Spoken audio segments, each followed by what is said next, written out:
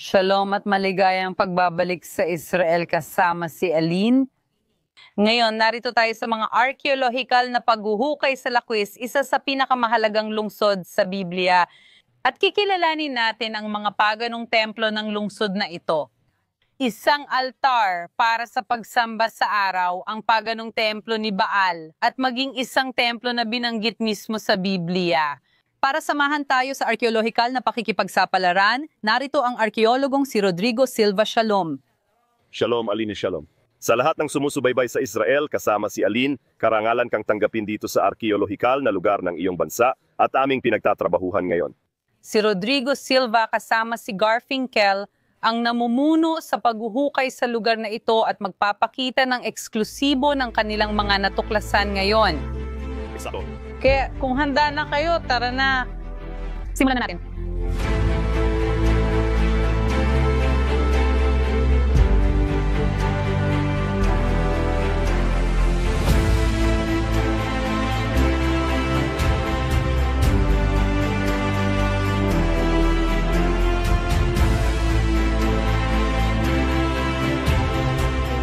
Nakikita natin ang malaking istruktura pero mari mo bang ikwento kung ano ito? Ang Alina, ito ay isang Persyanong templong solar na itinayo noong ika-6 na siglo bago ang karaniwang panahon, kaya tinatayang 2,500 taong gulang na ito. 5 ulit nagbago ang kasaysayan ng Brazil mula nang matuklasan ito. At paalala rin na ang mga Persyano sa kasalukuyan ay madalas ding pinag-uusapan dahil ang dating Persya ay kung saan naroroon ngayon ang Iran. Makikita natin na sa kasalukuyan ay may ugnayan sa pagitan ng dalawang bansa. At noon din meron na, pero ang Mga Persyano, ginawa nila dito? tingnan mo, ang mga Persyano, sila rin ang namuno sa lupain ng Israel sa loob ng ilang panahon matapos ang pamumuno ng Babylonia. Pagbagsak ng Babylonia, sinakop at pinamunuan ito ng Medo-Persia. Ciro at Dario magtiyo at sila ang sumakop sa Babylonia noong 538 bago ipanganak si Kristo. Ngayon, nakakatuwa kasi nabanggit mo ang Iran. Sa kasaysayan, maraming kamangha-manghang pangyayari. Ang mga kasalukuyang Persa na mga Iranian, naging kaibigan sila ng Israel. Halimbawa, ang nagpalaya sa mga Hudyo mula sa pagkabihag sa Babylonia ay ang mga Persa.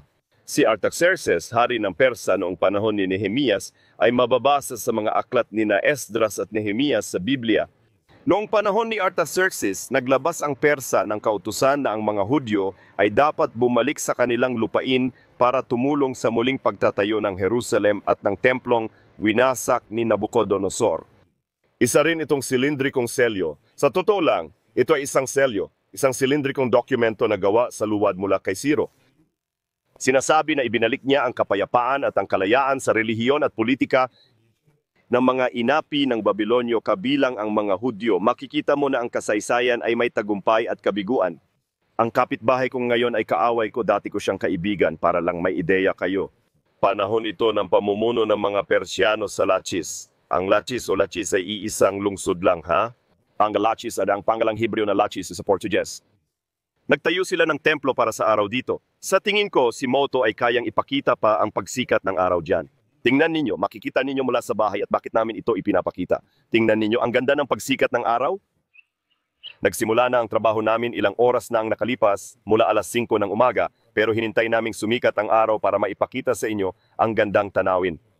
Ang templo ng araw, Alin, nakatutok ang pasukan nito sa araw. Tuwing sumisikat ang araw, sumisikat ito sa templo at nagsasagawa sila ng sakripisyo para sa Diyos. Araw, ang mga Persyano ay kilalang sumasamba sa araw. Maraming relihiyosong paniniwala gaya ng Mitraismo na nagmula sa kulturang Persyano at sumasamba sa araw. At isa sa mga bagay na sinasabi ng Biblia ay hindi dapat sambahin ang araw, mga bituin at buwan. Nakikita natin na binibigyang diin talaga ito ng Biblia at makikita natin na ito ay isang karaniwang gawain ng maraming sinaunang mga tao. At narito ang Halimbawa, at kasama na rin ang halimbawa bago pumasok sa templo para makita ang loob.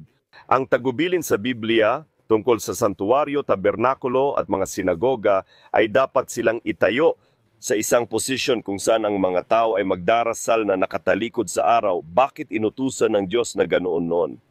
Dahil laganap noon ang pagsamba sa araw, kaya ba kapag nagtayo ka ng sinagoga noong panahon ng ikalawang templo, sinagoga, santuario ng Jerusalem o tabernakulo, ito rin ba ay inilalagay sa parehong lugar ng mga paganong templo? Maaring manganib na dahil sa sinkretismo at pagtalikod sa pananampalataya ng Israel, malito ang mga tao sa pagitan ng Diyos ng Israel at Diyos ng araw. Siyempre, isipin mo ang mga tao noon na nagdarasal sa Diyos habang nakaharap sa araw. At ang mga bagay, unti-unting lumalabo ang hangganan at mga bagay. Maaring magsimulang. Maghalo, alam nating ang mga Israelita ayon sa kasaysayan ay sumamba sa gintong guya. Iba't ibang bahagi ng Biblia ang nagpapakita kung paanong minsan ang mga tao ay sumasamba sa ibang bagay. Sa tingin ko, mahalaga ang usapin ng pagdarasal sa biblikal na Hudaismo na nakatalikod sa araw. Gusto ko sanang ipakita ni mo dito ang isang bagay bago tayo magsimula para mas malinaw at may ideya ang mga tao sa bahay. Makikita rito ang estruktura at hitsura ng templong ito noong buo pa. ALINE, hindi ko alam kung may nagawa ka ng video tungkol sa templo ng Tel Arad para sa mga tao. Nagawa na namin. Magkakamukha talaga. Bumalik ka, tingnan mo dito pumapasok ang tao. At tingnan mo, nakakatuwa. Mayroong isang patio kung saan dinadala niya ang handog, isang banal na lugar, kung saan may altar din sa banal na lugar, isang altar ng insenso at isang kabanal-banalan. Yung may bato dito, isang maseba na kumakatawan sa isang Diyos at sa parehong panahon, pinaalala sa atin ang 10 utos. Kung titingnan mo sa Biblia, ang santuwaryo ay mayroon ding patio, atrio, banal na lugar at kabanal-banalan. Kaya nakikita mo ba na ang mga relihiyon noon ay nagkakausap-usap? Kaya naman ang sinkretismo ay isang bagay na madaling mangyari. At dahil sa sinkretismo, may banta rin na maaring mawala ng bayan ng Israel ang kanilang pagkakakilanlan. Dahil ang peke ay halos kapareho ng totoo, iyon ang punto. Ang peke ay patunay na mayroong totoo dahil ang peke ay kahawig ng totoo. Kaya kailangan nating bigyang pansin ito. At pwede rin tayong pumasok sa templo, Pwede na tayo na ngayon, Sam. sambahin ang araw, pero papasok tayo sa templo, tara na. Doon, sumama ka sa amin. Bumaba tayo ng dahan-dahan, baka may bato. Maluwag doon. Sige, doon. Dito, alin ba ito ang lugar ng atrium o patio para sa mga tao sa bahay? Kung alam mo ang doktrina ng santuario sa Lumang Tipan, ganun din ang pagkahati nito. Kaya dito, dinadala ng pari ang hayop, iniaalay ito sa Diyos araw, kadalasan nakaharap doon para araw. Ulitin ko, madaling mangyari ang sinkretismo dahil magkahawig ang mga ritual. Sa ritual ng mga Hebreo, may paghahandog ng hayop, pari at looban. Kasama ang mga hagdanan? Kasama. Ang mga hagdanan at sa templo ay magkakaroon ng mga hagdanan. Sa katunayan, mayroong koro ng mga Levita na umaawit sa mga hagdanan. Kaya akyat tayo dito. Tama, nakikita rin natin ito sa maraming sinaunang relihiyon na ang mataas na lugar pisikal ay may connection sa Diyos. Madalas tukuyin ng Biblia ang matataas na lugar na pinagsasambahan nila.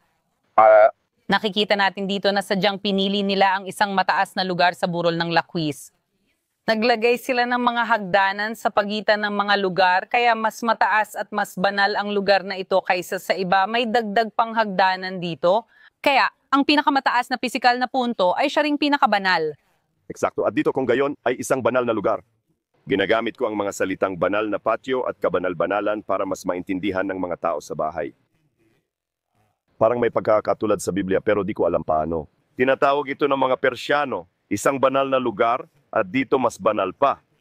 Kaya dito ang lugar na orihinal na narito, isang altar ng insenso. Nakakatuwang isipin kung papayagan mo akong ihambing ito sa Tel Ara dahil Ikaw, bakit? sa Tel Ara, nakakita sila ng 2 altar, ang mas malaki at ang mas maliit. May ilang mga arkeologo na nagsabi na ang mas malaking altar ay para sa Diyos ng Israel at ang mas maliit ay para sa asawa ng Diyos ng Israel, si Asherah. Sa totoo lang, nakakatuwa, di ko alam kung dinala nila para ipakita ko mamaya. Nakakita kami dito nung nakarang taon ng 2 maliit na estatwa ng mga Diyos ang Kananeo na si Asherah. At Kahapon, nakakita kami ng ulo ng Diyosa pero hindi dito kundi sa ibang lugar. dito, Lugar ni Santa. oh, Nagdala ako ng daga para sa iyo. Kung hindi pwede, ipapakita ko na lang litrato mamaya. Pinaka-interesante, Alin, natagpuan nila ito. Kung alam mo ang Tel Ara, ipapaalala ko kung ano ito, mga kaibigan. Ang Tel Ara ay isang kuta ng mga Hudyo sa disyerto, kuta ng mga sundalo. At doon, sa kuta ng mga sundalo, malayo sa Jerusalem, marahil isang opisyal, may nagpasya na magtayo ng isang dambana para sa mga sundalo na sumamba na pinaghalo ang Hudaismo at Paganismo. Hindi ganun yon.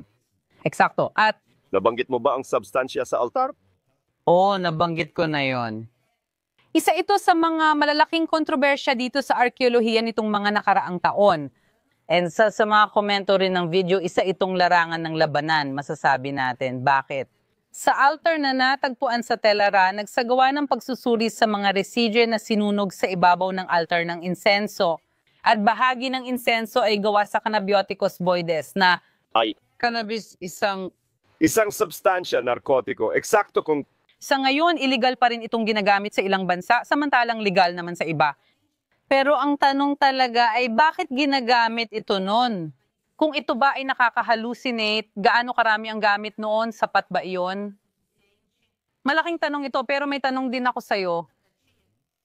mga kaibigan, hindi natin alam kung nakita rin ang ganitong substansya dito. Nadala na rin ang altar.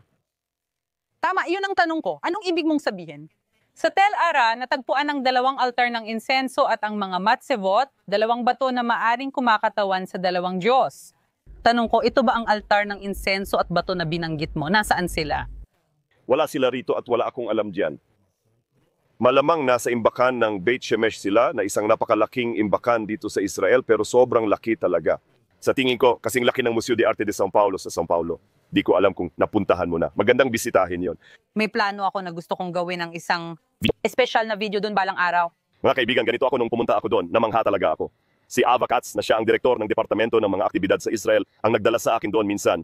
Ikukwento ko pa nga sa mga tao sa bahay ang isang kalungkutan. Noong panahong iyon, pinayagan ako ng Israel na magdala ng koleksyon ng mga arkeolohikal na piraso mula rito papuntang Brazil. Pwede silang ipahiram ng 10 taon at i-renew pa ng 10 taon kaya mananatili ako sa Brazil. Ang problema, hindi pinapayagan ng mga batas ng Brazil na manatili ang mga piraso ng higit sa 6 na buwan. Kaya hindi ko sila nadala, ang nadala ko lang ay yung mga permanenteng piraso. Pagpasok ko sabi niya, napiliin mo ang gusto mo, ang dami kasing libu-libong seramika doon. Ngayon, maaring magtanong ang mga tao, bakit hindi ito nasa museo? Siguro, hahayaan ko na ikaw ang sumagot dyan. Kung libu-libong seramika ang nasa Beit Shemesh, bakit wala sa museo?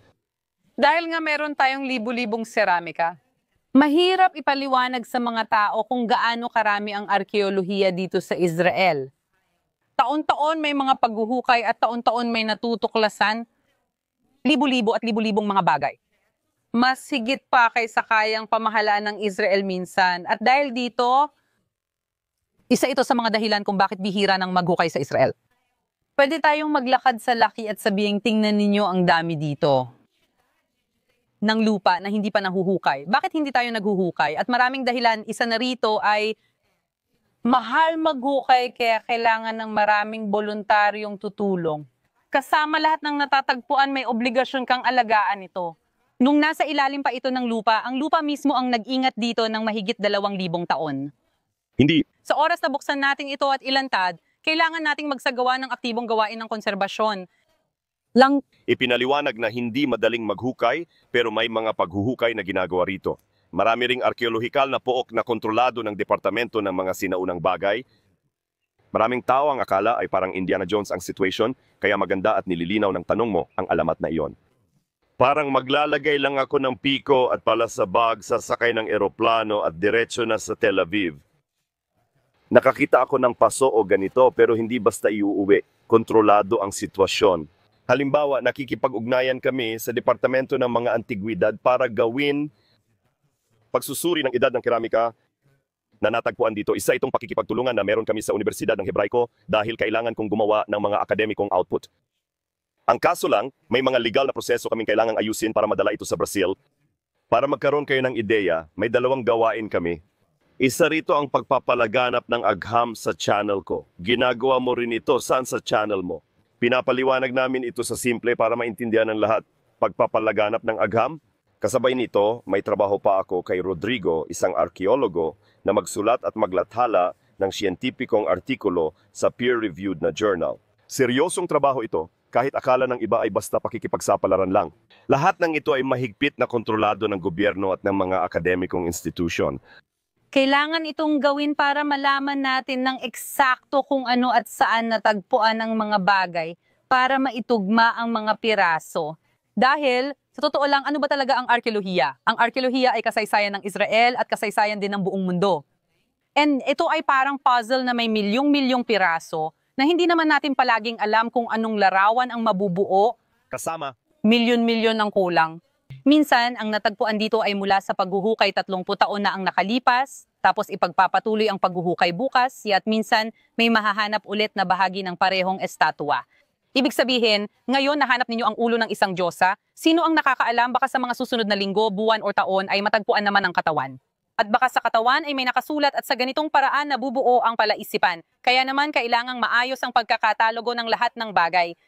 Pinag-uusapan din natin ang malalaking bilang. Siguro maaari ninyong ipakita iyon sa amin mamaya. Sobrang dami ng mga keramika na natatagpuan, literal na balde-balde at kahon-kahon ng keramika. Hindi mo kayang dalhin lahat ng yan sa mga imbakan kasi mapupuno mo ang silo. Sa Israel, karamihan ng keramika ay nakikita sa mga paghuhukay dahil puro keramika lang dito. muling inilibing o Muling inilibing, tama. Ibig sabihin, nahanap ito. Lahat ng piraso ng keramika ay sinusuri para makita kung may mga inscription, may mga marka, o kung may anumang bagay na nagpapakakaiba sa mga ito. Sa pagda-date, nalalaman kung kailan at anong panahon ginawa ang keramika, tapos kadalasan ay muling inilibing ang mga ito. eksakto at Tapos, isipin mo kung may tagalabas na dumating at kung nakita kang nagbabaon na naman. seramika na 3,000 taon na ako ang sikreto tagapag-ingat para sa kanila. Pwede ba? Nang dumating kami, kasama ko si Aline dito na paakyat, may ilan, nasa mga estudyante ko na paakyat na rin na may mga timba. Sa totoo lang, maganda itong pag-usapan, Aline. Binabasag natin ang isang paradigma at ikaw, bilang isang Pilipino at Israeli, may intindihan mo ito ng mabuti, pati na rin sa emosyonal na aspeto. Ang Brazil ay kilala bilang bansa ng football, ng karnabal, ng samba, ng mga dalampasigan, pero hindi gaanong kilala ang Brazil sa larangan ng akademiko. Binabasag natin ang dating pananaw dahil ngayon lang tayo magdadala ng grupong Brazilian sa Israel. Hindi ito ang una, 3 taon na kaming naghuhukay dito. Sa mahigit 3 taon, ngayon lang may grupong Brazilian na dumating. Dati, may ipinadala na ang Universidade de São Paulo para maghukay sa Teldor at iba pang lugar. Ang Universidade de São Paulo na isang malaking universidad, pero pagkatapos ng Universidade de São Paulo, ang NASP naman na nagdadala ng 30 katao, isang grupong mga Brazilian para maghukay. Tama ba? Kaya napakahalaga nito.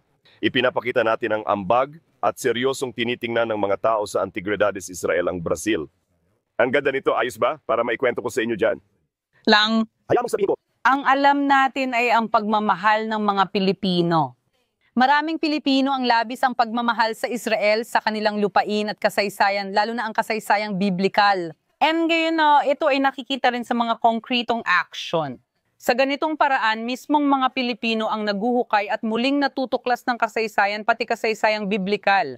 Magkatuwang kasama ng mga Israeli na may... Pati na rin ang mga Koreano ay isang lahi rin na mahilig ng sobra sa Biblia. Nandito talaga tayo nakikibahagi sa kasaysayan na isinusulat at muling natutuklasan sa parehong panahon. At sa loob ng 3 taon, ang mga Pilipino ay nagiging 80-90% na naguhukay. dito sa Lakis, Bago tayo pumasok, may gusto lang akong sabihing paradoha. Kasabay ng sinabi ni Aline, tama nang sabihing mayroong libo-libo at libo-libong piraso, wala nang mapaglalagyan para itago lahat ng ito. Ang libo-libong pirasong ito ay bahagi lang ng ginawa ng sinaunang tao. Ibig sabihin ang arkeologo ay nagtatrabaho gamit ang bahagi ng kasaysayan. Yung ideya mo sa puzzle, parang puzzle na may 10,000 piraso pero 9,000 nawala. Tayo kaya nakakakuha lang ng 10% mula sa libo-libo. Ngayon, dito sa loob na bahagi na tinatawag nating kabanal-banalan o banal ng mga banal, dito ilalagay ang matseba. Sa tingin ko, mas mabuting ipaliwanag din ito. Maraming siguro ang hindi alam kung ano ang mga batong ito ng pag-alala at ang ibig sabihin nito sa Hebreo. sa Hebreo, tinatawag itong matseba. Na isang batong itinayo, minsan sa Biblia, ito'y lumalabas bilang haliging bato. Tradisyon na nagmula pa noong panahon ng mga patriarka at ginagamit ito ng mga tao ng Israel, pati na rin ng ibang mga tao na nagtataas ng mga bato. Ano mawasi sumay kumakatawan sa Diyos o connection sa Kanya. Isa sa kilalang kwento tungkol sa Matseba ay ang panaginip ni Jacob. Nang siya ay humiga, natulog siya sa ibabaw ng isang bato, nagkaroon siya ng pangitain sa Betel. Pagkatapos niyang magkaroon ng pangitain na yon, kinuha niya at itinayo ang parehong bato na kanyang tinulugan. Itinayo niya ito, itinarak sa lupa at pinahiran ng langis na malinaw na sumasagisag sa kanyang panaginip at koneksyon sa Diyos. Iyan ang tinatawag na Matseba, na matagal nang umiiral at makikita sa maraming lugar ang mga nakatayong batong ito. Ang tanong ay sa mga lugar na pagano, halimbawa, sa Gezer, maraming mga bato ang natagpuan. Nakita nila, 12. 12, kinatawan ng maraming Diyos o Malamang ang 12 tribo, Israel. maaari rin namang eksakto yun. Sa Gezer, natagpuan nila sa tabi ng mga batong ito ng pagsamba ang maliliit na hukay na may butong sanggol. Kaya ito ang unang ebidensyang posibleng may ginawang sakripisyong tao doon. Eksakto, kaya makikita natin doon ang lugar na ginagamit sa mga ritual, marahil nakakatakot na pagsasakripisyo ng bata, ngunit sagrado para sa mga Kananeo. Sa tabi ng mga batong simbolo ng kanilang mga Diyos, at dito rin kung pupunta tayo siya. Nandito siya, tingnan mo. Ngayon, nakakatuwa lang, dito isa lang ang natagpuan nila, hindi dalawa, gaya ng sa kaso ng Telarad. Parang kahalintulad ng 10 utos, pinagsama-sama rin ito, at tila nagpapaalala nga ng 10 utos. Maaring ito ang representation ng Diyos o Diyosa. Ngayon, muling kapansin-pansin ang kadalian ng sinkretismo. Sa Hebreong santuario, may 2 tapyas ng bato na naglalaman ng 10 utos sa loob ng garsantismo. Nabanggit mo si Jacob na nagtayo ng bato, paalala ito sa mga nasa bahay. Nung nag-record kami sa Jerusalem sa Templo Zero, Eksakto. sa mga di pa nakapanood, panoorin nyo sa channel ko, Okay Allen, may altar na may ganitong bato na inilagay sa ibabaw ng altar. Kaya dito ganito ang sitwasyon natin at ito ang templo ng araw ng Persia na nasa lungsod ng Laquis. Pero marami pang ibang bagay na makikita tayo dito. Tara, tuklasin pa natin ang lungsod. Tara, sumama na kayo sa amin kung nag-i-enjoy kayo. Muntik ko nang makalimutan ang mahalagang bagay. Habang bumababa ng hagdan, naalala ko ang mga tao sa bahay. Hindi ko alam kung napansin mo, Alin, pero may isang baitang dito sa hagdan na mas makitid kaysa sa iba.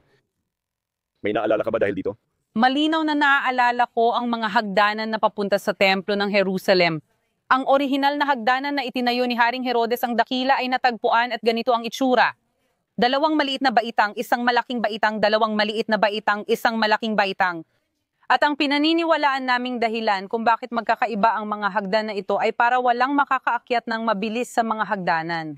Para maakyat ng mga tao ng mahinahon at dahan-dahan bilang paggalang sa banal na lugar. Papalapit na sila. Kung may hagdang di pantay ang taas, aakyat kang nakatingin sa ibaba. Kaya pa ang tao ay akyat na may paggalang at may pagpapakumbaba. Ibig sabihin pati dito sa arkitektura, interesante ring tingnan. Ito ay ilang siglo bago si Herodes. Herodes, Tiyak na hindi siya gumawa nito. teknika at Oo, inangkin niya ang mga dati nang umiiral. pinalalapit ko lang, hindi eksaktong numero. Halos 4 na siglo ako bago kay Herodes. Paalam.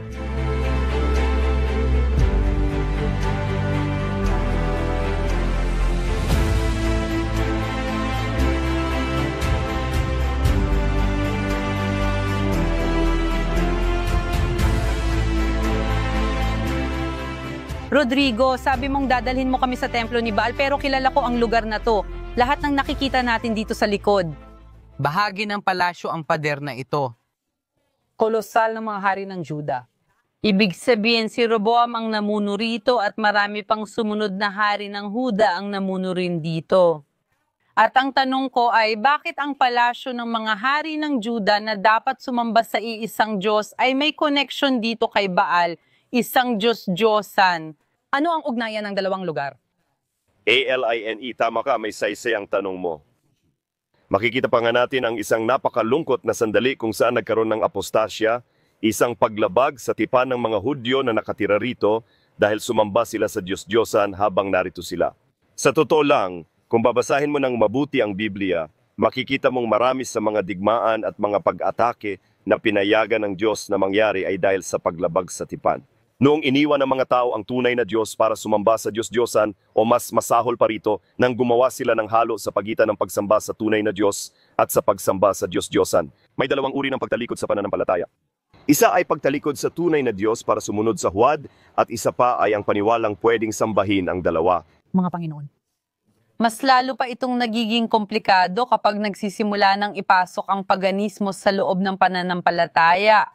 Alam natin na nangyari rin ito mismo sa templo ng Jerusalem na nagkaroon ng idolatria sa loob ng templo ng Israel. Kaya nakikita natin na ito ang pinakamasama sa 2 uri. Tiyak, pwede rin tayong magmuni-muni. Tungkol sa taong iniiwan ang pamilya para sumama sa iba o gustong magpanatili ng dalawang pamilya sabay. Patuloy pang nagsisinungaling, pati ang ating espiritualidad. Tanungin mo sarili mo, gusto mo bang sumamba sa dalawang Panginoon? Ngunit balik sa tanong mo, ako lang ang nagpasimula ng pagninilay na ito. Dito talaga ang lugar ng maraming hari ng Juda at hindi lang si Roboao. Ang mga hari mula kay Roboao hanggang dito ay dumaan sa lugar na ito hanggang kay Edequias. Lahat sila ay nandito. Hihilingin ko pa ng isa para ipakita, baka ipinakita mo na ito noon sa programa mo. Doon meron tayong iba't ibang upuan na inilagay. Ibig sabihin, siyempre, isa lang ito. Isang modernong artistikong plano kung saan inilalagay ang mga upuan bilang simbolo ng mga naging hari ng Huda. Napansin niyo na ang mga upuan ay may sandalan. Ang sandalan, ang mas mataas o mas mababang sandalan ay nangangahulugan ng haba ng panahon ng paghahari ng bawat isa sa kanila. Sa kasamaang palad si Manases, isa sa pinakamatagal at pinakakilabot na hari ng Huda. Na totoo lang ay nasangkot sa matinding paganismo. Alam natin na si Manases ay umabot pa sa pagsasakripisyo ng ilan sa sarili niyang mga anak sa mga Diyos-Diyosan, lalo na kay Moloke. Makikita natin na ang problema ng idolatria ay hindi lang tungkol sa mga simpleng taong walang alam na maaaring maligaw.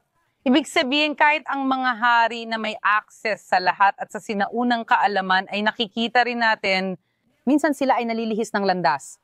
Pero ngayon, kung nandito tayo sa palasyo ng mga hari ng Juda, paano nagkaroon ng templo dito sa loob? Abal?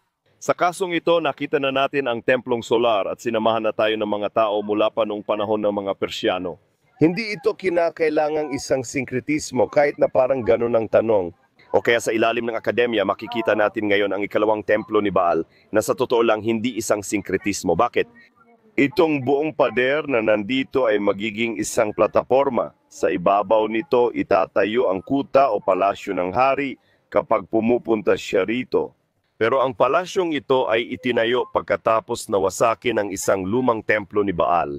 Ibig sabihin na ang mga nasakop ng Hebreo ang lakwis noong panahon ni Josue.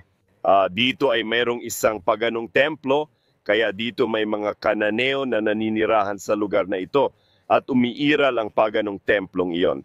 Ito ay winasak at sa lugar nito itinayo ang magiging palasyo ng pamahalaan sa mga sumunod na panahon. Kaya, tingnan natin kung ano ang natira, nakakaunti lang pero interesante para makilala ang lugar at ang tanawin mula sa templong ito ni Baal at bakit natin nasabi na ito ay isang templo ni Baal. Kaya akyat na tayo? Akyat na tayo, nakita nyo naman, umaakyat na tayo. Dahil minsan pa, madalas ginagawa ang pagsamba sa mga mataas na lugar at dito muli para makarating sa mataas na lugar ng pagsamba. Abaw, umaakyat na naman tayo. Tama, tara na. Tara na. Tama ang naalala mo, ang linya ang pinakamataas na bahagi ng lungsod. Kaya may plataforma ka talaga dito sa itaas? Na, gaya ng nabanggit ko, may paganong templo mula sa panahon ng mga Kananeo. And pagkatapos nagtayo ang mga Hebreo ng isang palasyo dito. Sa totoo lang, ang mga Hudyo noon ay nasa panahon ng monarkiya. Hindi ng pinag-isang monarkiya, kundi ng sumunod na monarkiya. Mahalagang sabihin ito. Wala pa tayong nakikitang ebidensya dito tungkol kay David o Solomon. Ang mga natatagpuan natin dito ay mula pa sa panahon ni Roboam at pataas. May isang pinag-isang kaharian na unang pinamunuan ni Saul para maintindihan ng mga tao sa bahay. Siya ang unang hari ng Israel, ngunit kalaunan nawala sa kanya ang basbas ng Diyos.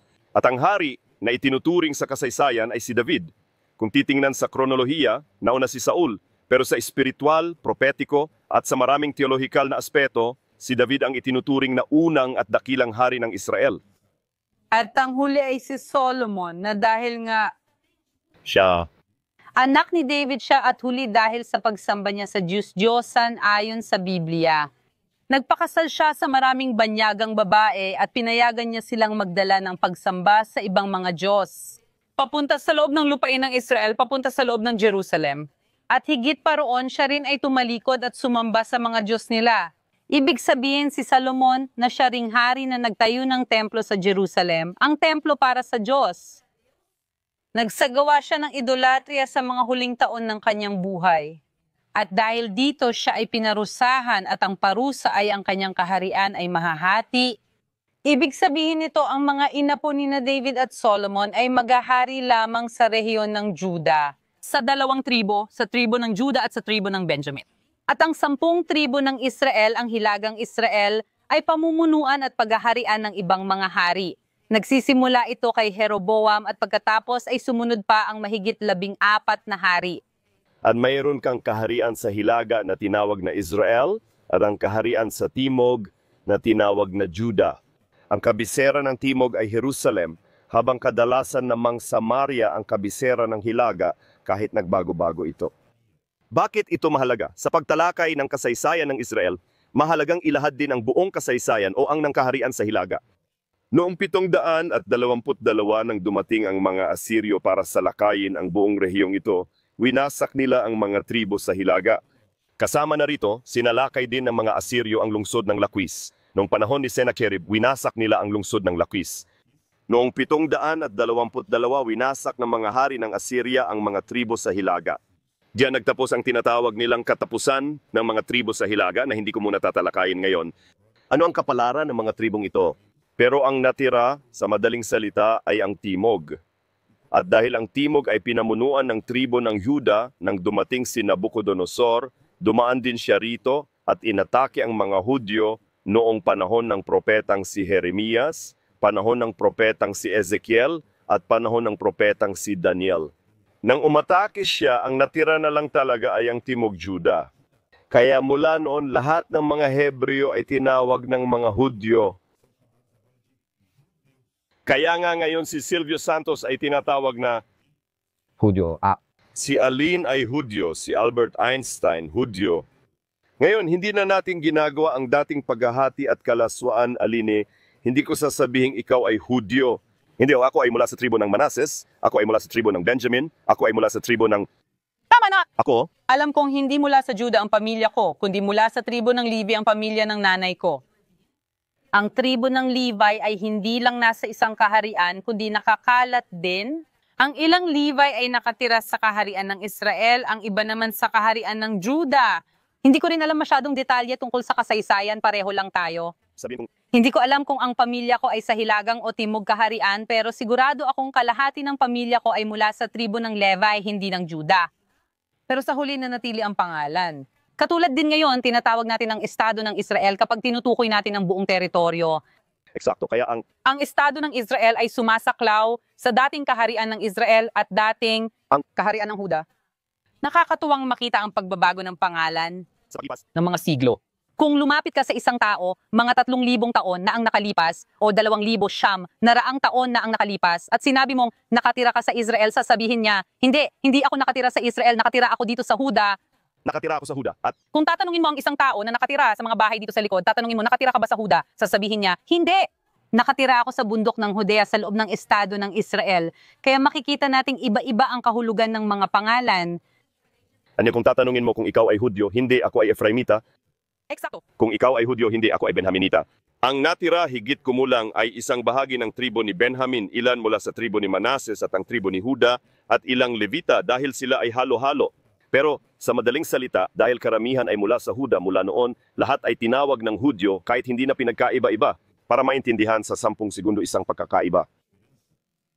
Ngayon, yung mga taga-Israel ay tinatawag na Israeli, pero noon sa Biblia, Israelita ang tawag sa kanila. Sige, kaya Israelita, Israeli, Hudyo, Efraimita, Danita. Para lang maintindihan ninyo ang paggamit ng mga pangalan na ito sa paglipas ng panahon. Hindi, ginagamit pa rin ang mga pangalang ito sa iba't ibang paraan ngayon. Natutunan ko ito nung naging tour guide ako ng mga Portuguese mula Portugal sa Israel. Sinasabi ko, ako ay Israeli, sasabihin nila, hindi, Israelita ka, hindi, Israeli ako, hindi, Israelita ako. Doon ko nalaman na sa Portugal, Israelita ang tawag nila sa Israeli, hindi nila ginagamit ang salitang Israeli. Kaya halimbawa sa Portugal hanggang ngayon ginagamit pa rin ang Israelita para sa makabagong nasyonalidad, Gaya rin ang para sa biblical. Kaya nakakatuwa ito dahil hanggang ngayon may mga tao pa rin na gumagamit ng iba't ibang pangalan para sa parehong bagay sa aktwal na gawain. tara na ngayon. Kaya nung dumating si Josue para sakupin, lakad pa tayo. Luis! Naghahanap ako. Nasaan ang templo ni Baal? Ito ang nakakaintrigang bahagi. Ganap itong nawasak. Ngayon, mayroong isang mahiwagang salita na iniisip ng mga tao na moderno rin. Maaring moderno ang salita pero matagal na itong ginagawa, tinatawag itong pagre-recycle. Nang hinukay ng mga tao ang lugar na ito, natuklasan nila na sa ilalim ng batong estruktura na inakyat natin ay nabuo ang platapormang ito.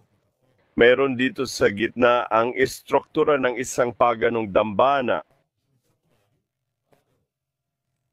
Tingnan natin ang hukay dito at makikita ninyo kung ano ang ibig kong sabihin.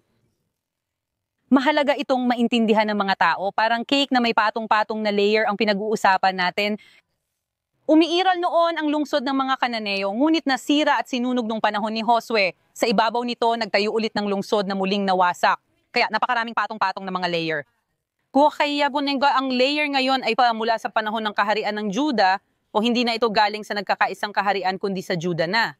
Kung gusto nating hanapin ang panahon ng mga Kananita, kailangan nating maghukay at hanapin ang nasa mas ilalim pa. Iyan mismo ang ginawa ng mga arkeologo. Kaya Iniiwan natin yon at ngayon makikita ninyo ang dilema ng arkeolohiya.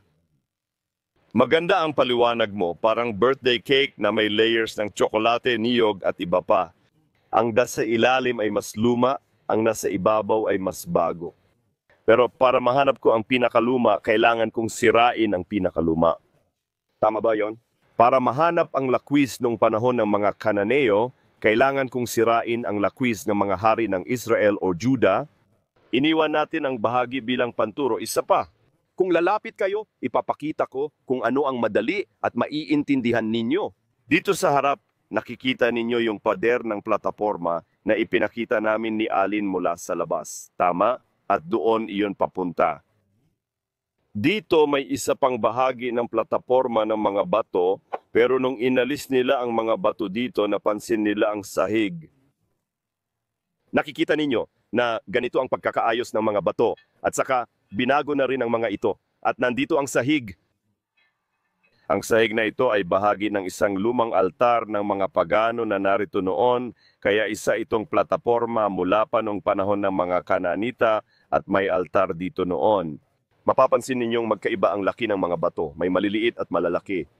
At dito nila natagpuan ang mga sisidlang Kananita na alam din natin. Gaya ng napapansin mo, tingnan mo ito, sino ang nakakakilala, di ba? Ito ay isang pinggan ni Tanya Bolhoins. Ito naman ay isang pinggan na galing China. Ito ay isang Griegong florera. Pupunta ang mga tao sa Gresya para makita na iba ang hugis ng Griegong florera kaysa sa florera ng China. Sa arkeolohiya, sinasanay natin ang mata para makita kung ang florera ay Kananeo, Hudyo o Peke lang. At ang panahon, halimbawa, paano mo nakikita tulad ng kotse at sinasabi mong ito ay isang Passat 77? Paano mo nalalaman? Hindi mo naman dinala sa laboratorio, sa estilo lang. Kaya maraming natagpo ang keramika ng Kananita, mga labi ng sinunog na buto, kaya may sakripisyo dito, at may natagpuan silang 2 estatwa ni Baal dito sa lugar na ito. Kaya malinaw na ilang metro lang tayo mula sa dating kinalalagyan ng isang templo ni Baal, isang lugar ng pagsamba na may Mga sakripisyo. paulit-ulit sinasabi ng Biblia ang tungkol sa pagsamba kay Baal sa matataas na lugar. Eksakto tayong nasa sinasabi nito. Nakahanap sila rito ng isang piraso ng haligi na nakalibing na hindi bahagi ng templo ng gusaling Hudyo.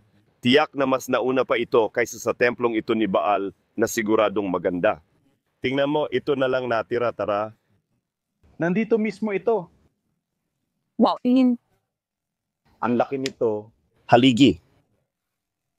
Ipinapakita nito na dati ay may marangyang gusali rito. Ang salitang nabanggit ko na moderno pero matagal nang ginagawa, ang pagre-recycle, ay naririnig ko na noon pa. Kaya ginamit nila ang mga natirang bahagi ng templong ito ni Baal para itayo ang palasyo ng pamahalaan. Tandaan na nakakita rin sila ng 2 maliit na estatwa ni Baal. Sa lugar na iyon, bukod sa keramika, may mga maliit na estatwa ni Baal at arkitektura na kahawig ng mga templong ni Baal na mas maganda ang preservation na natagpuan. At malinaw nating nakikita na may 2 palapag dito, isang mas lumang palapag at isang mas bago. Nang sabihin ni Rodrigo ang haligi, akala natin maliit ito, pero ang tinutukoy ay pundasyon ng isang malaking haligi. Pero may intindihan natin ang mga tao nung sinaunang panahon. Siguro, hindi talaga mainam na gamitin ang mga labi ng isang paganong templo ni Baal para gawing palasyo real, lalo na kung pag-uusapan ang mga usaping panrelihiyon. Pero kung iisipin natin sa praktikal na paraan, bawat haligi na kailangang ukitin ay isang napakalaking trabaho. Bakit mo pa kailangang pumunta sa isang malayong lugar, magdala ng mabigat na bato na kailangang ukitin mula sa simula kung meron ka namang gusali dito na sira na may mga batong pwedeng magamit ulit? Kaya kinukuha at ginagamit nilang muli ang anumang makita nila.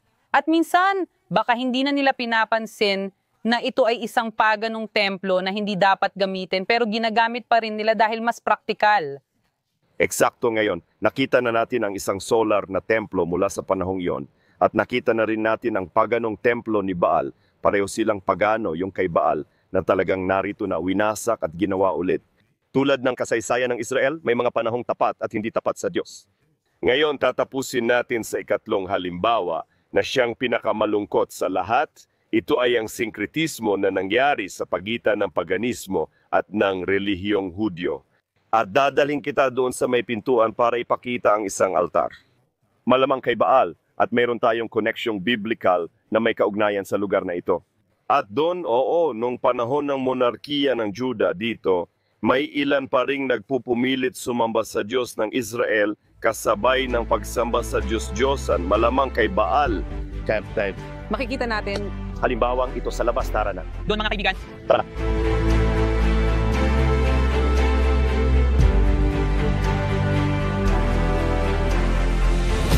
Dito sa tabi natin, kita na ang gate complex. At isang bagay ang pumukaw ng pansin ko, itong nakatayong bato dito sa likod na parang isang klasikong matseva. Gusto ko lang na kumpirmahin mo sa akin. Tama ka, magaling ang mata mo. Kahit nasa damuhan, napapansin na ito ng marami. Pero ganyan talaga. Isang haligi ng pagsamba? Tama, ang tinutukoy ko ay ang tarangkahan na nilalapitan natin. Ito ay mula pa noong panahon na ang Lakwis ay isang lungsod na kabilang sa kaharian ng Juda at sa teorya ang templo ni Baal ay wasak na. Hindi dapat nagkakaroon ng pagsamba sa ibang mga Diyos at iba pang mga nilalang. At isa nga ito sa mga unang bagay na napapansin natin dito. Sa tarangkahan, sa pasukan ng lungsod, nakikita natin dito ang isang matseva na maaring ginagamit para sa pagsamba. Nabanggit natin na may buong templo dito. Alam ko na nandito yun sa loob at gusto kong ipakita natin yon dahil talagang nakakagulat ang makikita sa loob. Tama, Alin. Interesante dahil dito sa lugar na ito, pinakamarami ang tao sa lungsod at lahat ng dumarating ay dito dumadaan. Halimbawa, ang mga silid na ito dati ay ginagamit sa pagkolekta ng buwis. Sa adwana o kawanihan ng rentas internas, dito nagbabayad ng buwis ang mga tao para makapasok sa lungsod o makalabas na may dalang mga produkto mula sa lungsod. May mga bangko sa unahan, baka na video mo na. Kung gusto mo, pwede namin ipakita. At itong mga bangko dito, ang lugar kung saan ginaganap ang paglilitis sa lungsod. Siguro nabasa mo na sa Biblia sa bahay na laging may mga paglilitis na nagaganap sa pintuan ng lungsod. May oras pa kaya tayo para ipakita? Pati rin.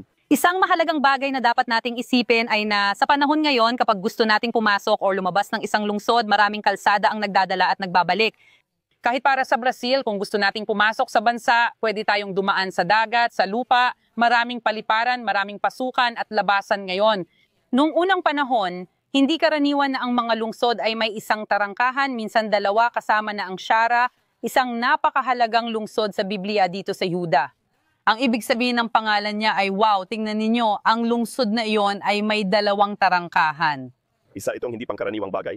Na siyang hindi pangkaraniwan. Kaya, kung lahat ng tao sa lungsod ay kailangang pumasok at lumabas sa tarangkahan ng lungsod, walang duda na iyon ang pinakamataong lugar. At Kaya kung titingnan natin dito, lahat ng bagay ay nangyayari sa tarangkahan, pagbabayad ng buwis, paglilitis, pagsamba, lahat ay ginagawa sa tarangkahan. Isa lang siya sa kanila, kaya huwag mong isipin na tahimik at walang laman ang lugar na ito gaya ng nakikita ngayon.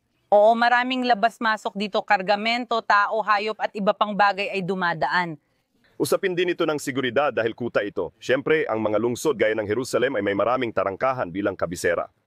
Kadalasan ang mga kutang ito ay may isang tarangkahan lang para mas madali protektahan ang lungsod. Pwede mo na bang pag-usapan ngayon ang paglilitis? Siyempre, tingnan mo. Tingnan mo, may upuan ka dito. Di ko alam kung kinuha na ni Mocho. Uupo ako dito, si Alina naman doon. Kayo, Makita ninyo ako. nandito ako. Paghatol. Si Alin ay nakaupo sa gitna, mapapansin niyong siya ay nandun. Pero sa likod ay may mas mataas na upuan, si Alin ay nasa gitna at sa ilalim niya ay may isa pa, tingnan mo, mas maliit. Pero tingnan mo, dito ang mga tao ay umuupo sa bawat antas. Ayon sa kapangyarihang politikal ng taong iyon sa lungsod, ang mga matatanda ng bayan ay nakaupo diyan. Marami tayong kwento sa tarangkahan ng lungsod, halimbawa.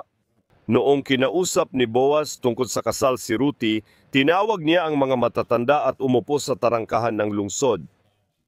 Si Lot ay umuupo sa tarangkahan ng Sodoma na nagpapakitang may posisyon siya sa lungsod. Dahil hukom at matatanda lang ng bayan ang pwedeng umupo at humatol dito. At may publikidad din dahil dumadaan dito ang lahat, kaya makatarungan ang anumang paghatol dahil ito'y pampubliko. Alam ng mga nanonood, lalo na tayong mga abogado, na para maging balido ang paghatol, kailangan itong maging pampubliko. Tama. Ang mga saksi ay naroon talaga tuwing paglilitis. Pero sa isang banda, parang nandito ang buong populasyon.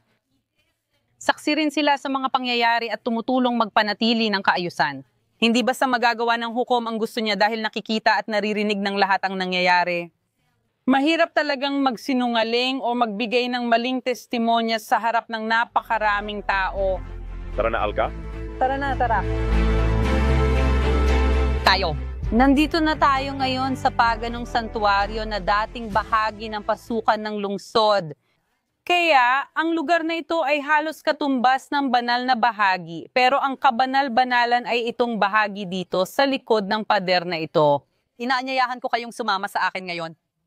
Pwedeng sumama lahat pati si Rodrigo. At ano ang inaasahan nating makita sa Santissimo? Isang altar. At yun mismo ang meron tayo dito, isang sirang altar. Hupay, dito may mga sungay siya, kaya dito may dalawang sungay, at dito naman ang dalawa pa, at ang altar na ito ay bahagi ng banal na complex na ito. Hanggang dito, lahat ng ito ay napakaluhikal at halos kapareho ng nakikita natin sa napakaraming lugar sa buong Israel at Juda.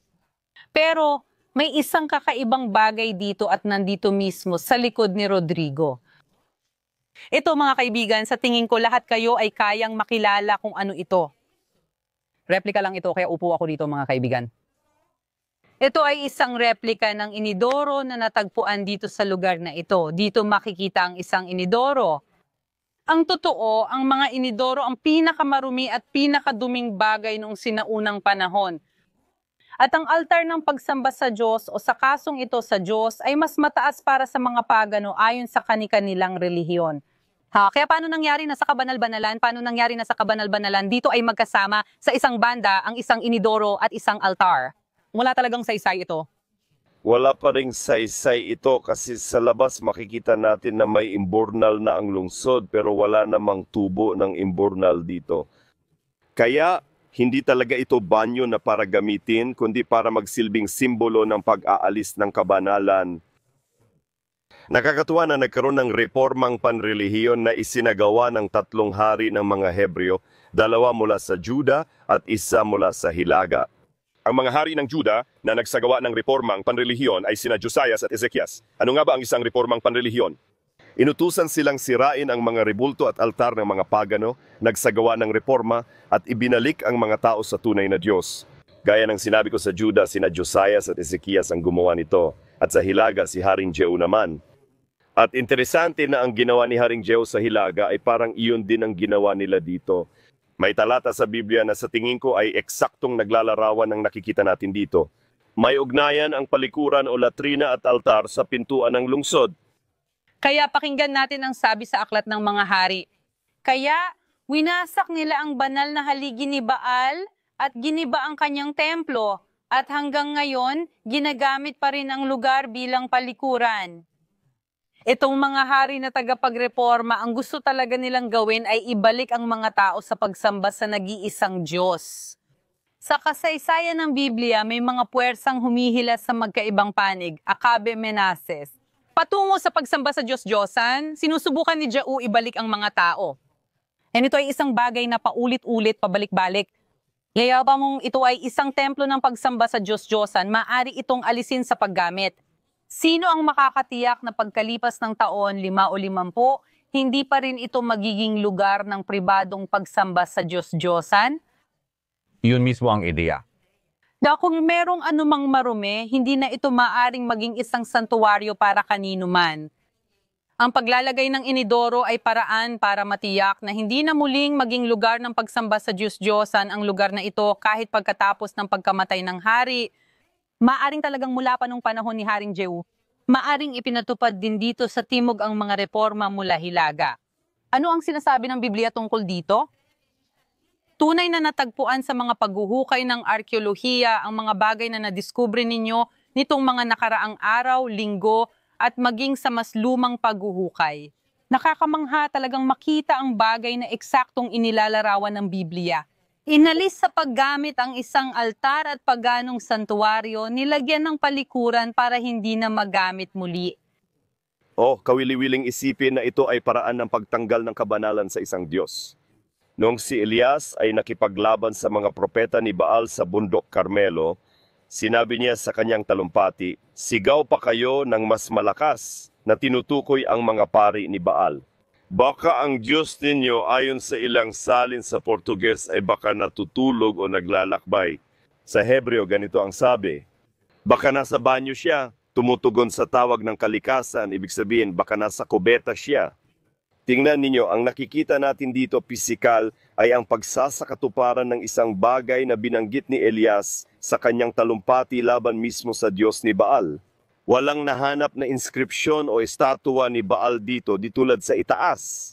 Ngunit bilang isang posibilidad, maaring nagkaroon dito ng isang altar para kay Baal. Tila isang dambanang pagano malamang para kay Baal. Kamangha-manghang makita na nagkakaroon ng pisikal na anyo ang Biblia. Kahanga-hanga talaga para sa akin ang trabaho mo dito sa Lakwisyo at sa iba pang lugar, pati na rin ang mga paghuhukay ninyo. Nakaka-excite makalakad sa biblical na lungsod na ito at makita ang mga Pilipinong naghuhukay. Bilang Pilipina, nakaka-proud makita na kasama tayo sa muling pagtuklas ng tunay na kasaysayan. Ayos, palagi kayong welcome dito. Kapag may bagong tuklas o balita sa sinaunang panahon, ipapakita namin ito sa inyo. Sana nagustuhan ninyo ang ating archaeological adventure ngayong araw. Nakilala natin ng kaunti ang mga lungsod at ang mga paganong templo. Dito sa Lakwisyo. Yakap, kita ulit tayo next week. Paalam.